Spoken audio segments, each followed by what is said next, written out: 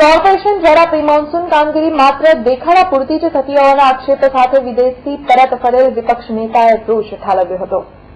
Corporation દ્વારા પ્રતિવર્ષ ચોમાસા પૂર્વે પ્રી મોન્સૂન કામગીરી કરવામાં આવે છે, પરંતુ દર વર્ષે પ્રી મોન્સૂન કામગીરીમાં લાખો રૂપિયાના ખર્ચ બાદ પણ સમસ્યા જે તે રહેતી હોય છે।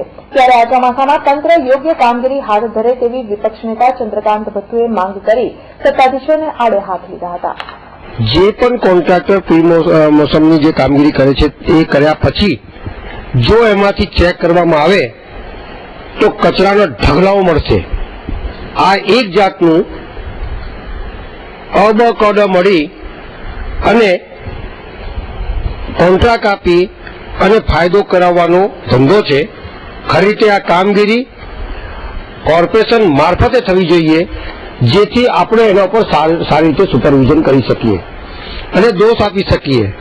આ તો એવું થઈ જાય છે કે કામગીરી કર્યા પછી પાણી આવે એટલે કે વધારાનો કચરો આવી ગયો હશે, પણ તમે આજે પણ કહું છું ચેલેન્જ સાથે કે જે પ્રમાણે ભ્રષ્ટાચાર ખતમ કરવાની વાતો કરી રહ્યા છે, ત્યારે મારે એટલું જ કહેવું છે કે આમાં ભ્રષ્ટાચાર થાય છે એને પકડવાની તમારી જવાબદારી છે। પ્રી મોસમની કામગીરી સારી રીતે થાય તો વડોદરા શહેરના રોડો ઉપર પાણી નહીં ભરાય, એની જવાબદારી તમારી છે અને એને સારી રીતે અદા કરો, એ જ મારું કહેવાનું છે।